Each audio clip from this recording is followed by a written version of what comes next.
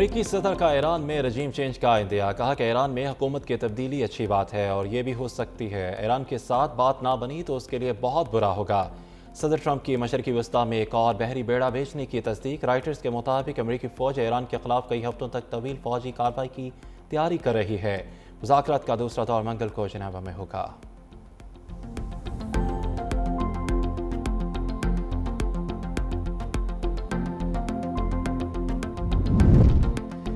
Chairman برسٹر گوہر سے عام حکومتی شخصیات کا رابطہ۔ ذرائع کے مطابق ڈاکٹر کا پینل آج بانی پی ٹی آئی کا معائنہ کرے گا۔ اہم حکومتی شخصیات نے ڈاکٹرز کے معائنے سے متعلق پی ٹی آئی کو آگاہ کر دیا۔ برسٹر گوہر نے بھی تصدیق کر دی۔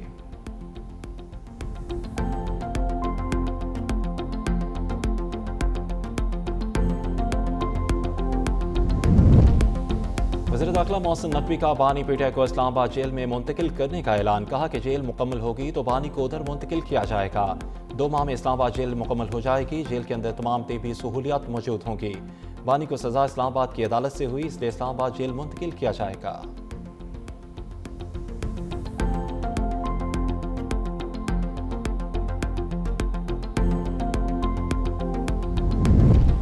پارلیمنٹ ہاؤس میں اپوزیشن کے اراکین پارلیمنٹ کا دھرنا دوسرے روز میں داخل۔ اپوزیشن اراکین نے رات پارلیمنٹ ہاؤس میں گزاری۔ پولیس کی جانب سے کسی کو پارلیمنٹ کے اندر جانے اور کسی کو اندر سے باہر آنے نہیں دیا جا رہا۔ پارلیمنٹ ہاؤس کے تمام دروازوں کو تالے لگا دیے۔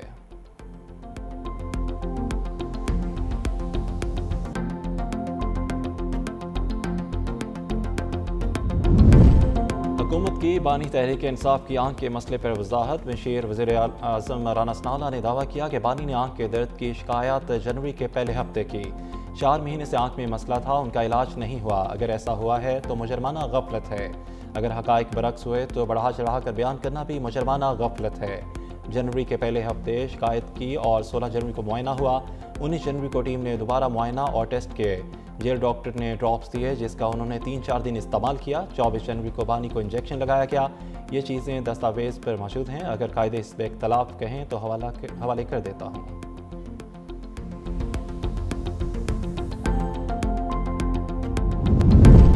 خیرپور میں ڈکیتی مزاحمت پر ایک شخص قتل، ایک زخمی۔ پیر کوٹ میں ڈاکو گھر میں داخل ہو کر بھینس لے کر جا رہے تھے۔ مزاحمت پر ڈاکو کی فائرنگ سے غلام نبی نریجو موقع پہ جاں بحق۔ مقتول کے زخمی بھتیجے راجہ کو تشویشناک حالت میں ہسپتال منتقل کر دیا گیا۔ ڈاکو 2 بھینسیں بھی اپنے ساتھ لے گئے۔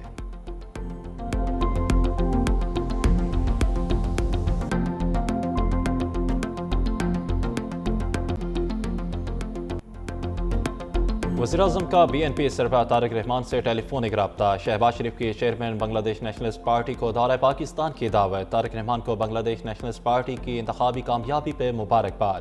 اعلامیہ کے مطابق وزیراعظم نے بنگلہ دیش کے عوام کو کامیاب انتخابات کے انعقاد پر مبارکباد دی۔ پاکستان اور بنگلہ دیش کے درمیان 2 طرفہ تعاون مزید بڑھانے کے عزم کا اظہار۔ رابطے میں رہنے اور عوامی فلاح کے لیے مل کر کام کرنے پر اتفاق۔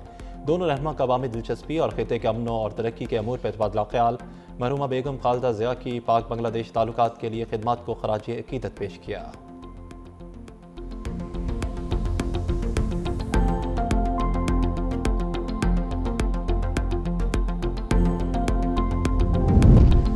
متحدہ عرب امارات نے دوستی کی عمارت کو مزید مضبوط کر دیا۔ پاکستان کے قرض واپسی کی مدت میں 2 ماہ کی توسیع کر دی۔ پاکستان کے $2 ارب کے ڈپازٹ کو 17 اپریل تک رول اوور کر دیا۔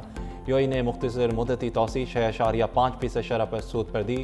وزیراعظم اور صدر متحدہ عرب امارات میں ٹیلی فونک رابطہ۔ وزیراعظم نے مشکل حالات میں پاکستان کی مستقل اور غیر متزلزل حمایت پر شکریہ ادا کیا۔ کہا یہ تعاون دونوں ممالک کی قیادت اور عوام کے درمیان تاریخی اور برادرانہ تعلقات کا مظہر ہے۔ باہمی مفاد پر اپنی تعاون کو مزید فروغ دینے کے عزم کا اعادہ۔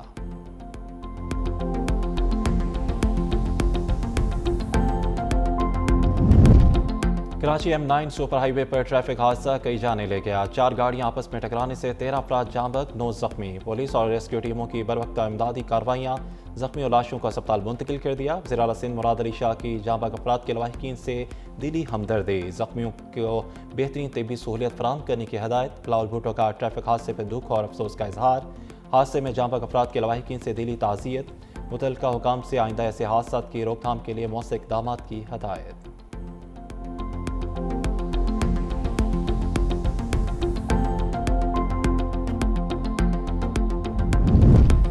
پاک بھارت بڑا مارکا، روایتی حریفوں کا اتوار کو آمنا سامنا ہوگا۔ پاکستانی ٹیم کولمبو پہنچ گئی۔ پاک بھارت میچ کے ٹکٹ کی ڈیمانڈ میں اضافہ، سری لنکن بورڈ کا مزید 5000 ٹکٹ جاری کرنے کا فیصلہ۔ میچ کے دوران بارش کی انٹری کا امکان، محکمہ موسمیات کے مطابق بارش کا امکان 55 سے 60% تک ہے۔ بنگلہ دیشی شائقین نے پاکستان کی حمایت کر دی۔ 1500 بنگلہ دیشی شائقین پاکستان کو سپورٹ کرنے سری لنکا جائیں گے۔ سری لنکن حکومت نے ویزے بھی جاری کر دیے۔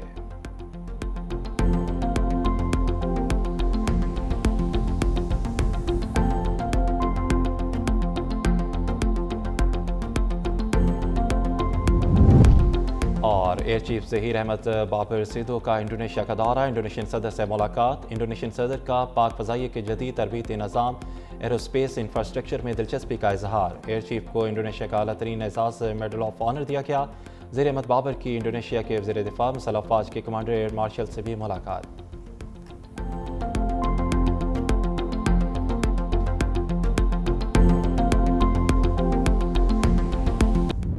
حسینہ فرار، اب کی بار بی این پی سرکار۔ بنگلہ دیش نیشنلسٹ پارٹی عام انتخابات میں 2/3 اکثریت سے کامیاب، 300 نشستوں میں سے 209 پر فتح سمیٹ لی۔ جماعت اسلامی 69 نشستوں کے ساتھ دوسرے نمبر پر۔ طلبہ تحریک کی جماعت نیشنل سٹیزن پارٹی صرف 6 نشستیں جیت سکی۔ الیکشن کمیشن کے مطابق ووٹر ٹرن آؤٹ 60% سے زائد رہا۔ بی این پی سربراہ اور خالدہ ضیاء کا بیٹا طارق رحمان وزارت عظمیٰ کے لیے مضبوط امیدوار۔ وکٹری اسپیچ میں کہا، کارکن جشن کے بجائے ملک کی بہتری کے لیے دعائیں کریں۔ جماعت اسلامی بنگلہ دیش کے امیر شفیق الرحمان نے شکست تسلیم کر لی۔ کہا، انتخابی عمل کی شفافیت پر تحفظات ہیں، تاہم ملک میں مثبت اپوزیشن کا کردار ادا کریں گے۔ حسینہ واجد نے انتخابات کو منصوبہ بند ڈرامہ قرار دیا۔ کہا، عوامی لیگ عام انتخابات اور اس کے نتائج کو مسترد کرتی ہے۔ شیخ حسینہ واجد اس وقت ملک سے مفرور اور بھارت میں خود ساختہ جلا وطنی کی زندگی گزار رہی ہیں۔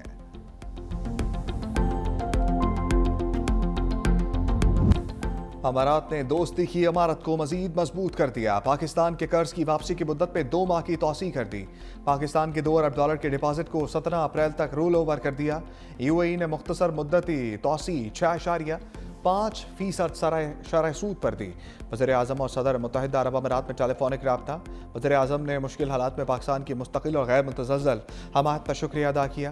کہا، یہ تعاون دونوں ممالک کی قیادت اور عوام کے درمیان تاریخی برادرانہ تعلقات کا مظہر ہے۔ باہمی مفاد پر مبنی تعاون کو مزید فروغ دینے کے عزم کا اعادہ بھی کیا۔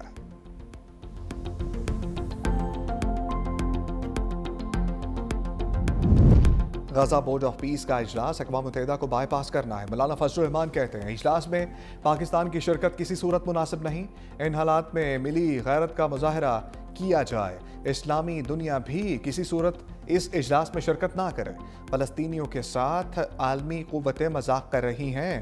عید الفطر کے بعد بھرپور عوامی مہم چلائی جائے گی۔ حافظ نعیم الرحمان کہتے ہیں، خدشہ ہے کہ حکومت غزہ میں فوج بھیجے گی۔ ISF کا حصہ بننا کسی صورت قبول نہیں۔